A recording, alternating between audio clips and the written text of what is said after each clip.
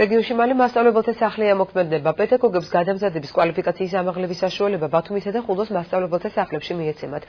პროფესიული განვითარების ეროვნული ცენტრი ტრენინგის მენეჯერების შერჩევას იწყებს. კონკურსის დეტალები ნათია გირცხალიას რეპორტაჟში.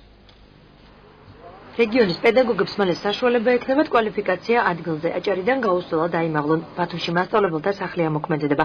იგი განათლების ფონდის შენობაში განთავსდება და პირველი სართული სრულად ცენტრს დაეთმობა. აქ მოეწყობა სასწავლო ოთახები და ბიბლიოთეკა. სარემონტო სამუშაოების მიმდინარეობას განათლების მინისტრი დღეს ადგილზე გაეცნო. ორი მასწავლებელთა სახლი გაიხსნა იმისათვის, რომ ჩვენ გავუკეთოთ გრაფიკები და ყველა მუნიციპალიტეტებში ძალიან სწრაფი ტემპებით დავეხმაროთ მასწავლებლებს გადამზადებაში, რაც რა თქმა უნდა ხელშეუწყობს, რომ მათ გაიარონ სერტიფიცირება და გაიზარდოს მათი შრომის ანაზღაურება და იქნება მუდმივი ტრეინინგები ყველა მუნიციპალიტეტში. განათლების ფონდის შენობაში სარემონტო სამუშაოები უკვე თვეზე მეტია მიმდინარეობს.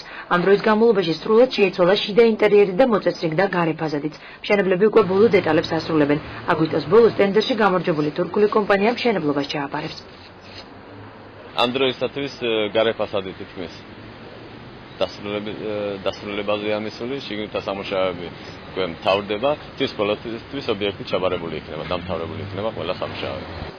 მშენებლობის პარალელურად მასწავლებელთა პროფესიული განვითარების ეროვნულმა ცენტრმა ტრეინინგის მენეჯერის შესარჩევი კონკურსიც გამოაცხადა. 24 აგვისტომდე დაინტერესებულ პირს განაცხადის შევსება ონლაინ ვერსიით სამინისტროს ვებ-გვერდზე შეუძლია.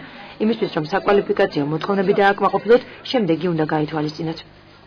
ტრენინგ მენეჯერის ძირითადი საკვალიფიკაციო მოთხოვნები არის უმაღლესი განათლება, ორწლიანი სამუშაო გამოცდილება, კომპიუტერული საოფისე პროგრამების ცოდნა და უცხოენების ცოდნა.